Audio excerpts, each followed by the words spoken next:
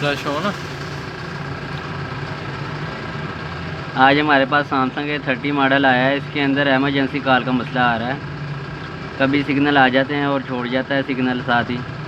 अभी देखें जैद के सिग्नल आ गए हैं और दूसरी सिम के ऊपर एमरजेंसी दे रहा है। ये देखें, एक सिम के सिग्नल आ रहे हैं और दूसरी सिम के ऊपर एमरजेंसी दे रहा है। कभी दोनों के सिग्नल छोड़ जाता है और सिग्नल भी अप डाउन कर रहे हैं।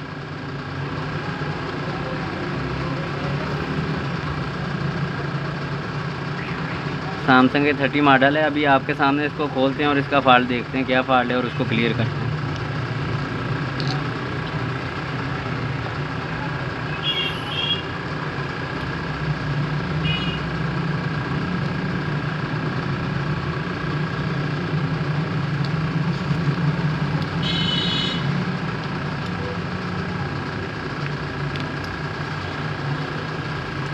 ये मोबाइल पहले भी किसी दुकान पे चेक हो के आया है। तो जो कस्टमर आया हमारे पास उसने बताया कि भाई वो पैसे बहुत ज़्यादा मांग रहे थे, जिसकी वजह से उन्होंने उनसे काम नहीं करवाया। ये देखिए भी आपके सामने पेज खोलते खोलते दोनों सिमों पे जो है एमरजेंसी कॉल आ गया। अभी आपके सामने इसका फॉल्ट ट्रेसेंगे और इसका फॉल्ट क्लियर भी करेंगे इंशाल्लाह।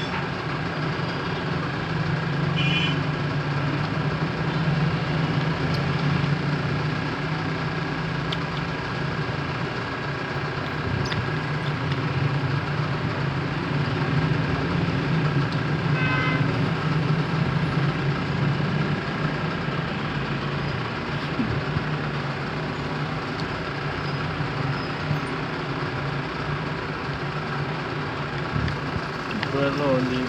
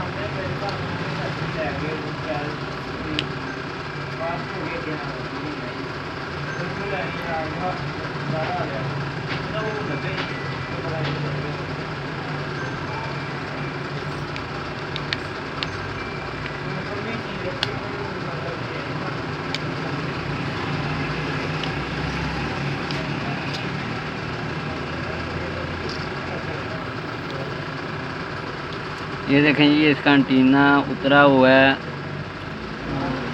और नीचे से जो जहाँ पे एंटीना लगता है वो भी जो है ना यहाँ से थोड़ा सा फोल्ड हुआ है, जिसकी वजह से सिग्नल हमारे मिसिंग कर रहे हैं। ये अगर आप गौर से देखें,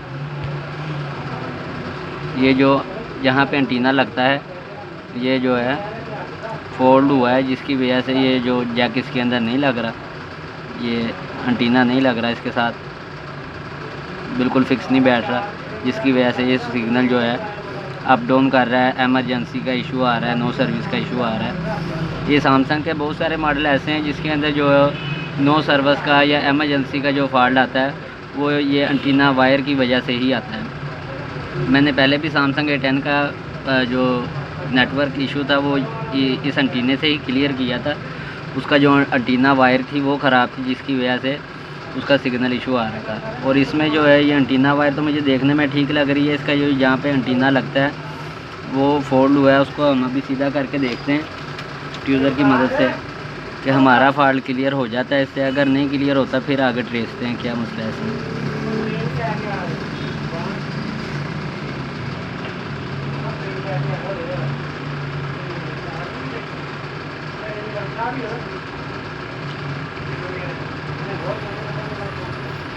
और अगर ये डैमेज हो भी जाए तो इसकी जगह न्यू भी लग सकता है। और अगर न्यू नहीं आपको मिलता, किसी डेड फोन से उतार के लगा लें। अगर फिर भी नहीं आपसे लगता तो फिर यहाँ से आप जंपर भी उठा सकते हैं।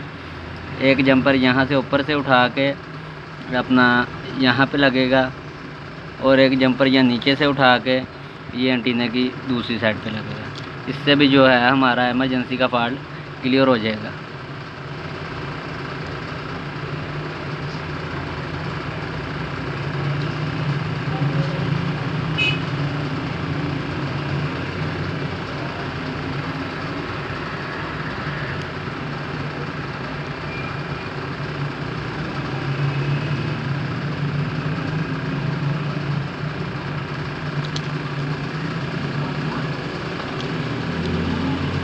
ये देखें जी, वो जैक थोड़ा सा अपना डैमेज हुआ था, जिसकी वजह से एंटीना बैठ नहीं रहा था। अब हमारा एंटीना बिल्कुल जो है ना फिक्स बैठ गया है, ठीक है, इसके साथ अटैच हो गया है। अब जो है हम चेक करते हैं कि हमारा ये जो सिग्नल अप डाउन कर रहा था या एमरजेंसी दे रहा था वो क्लियर हुआ है या नहीं हुआ। अगर नहीं हुआ तो फिर हम जो है ना आगे इसकी ट्रेसिंग करेंगे भी क्या फॉल्ट आ रहा है।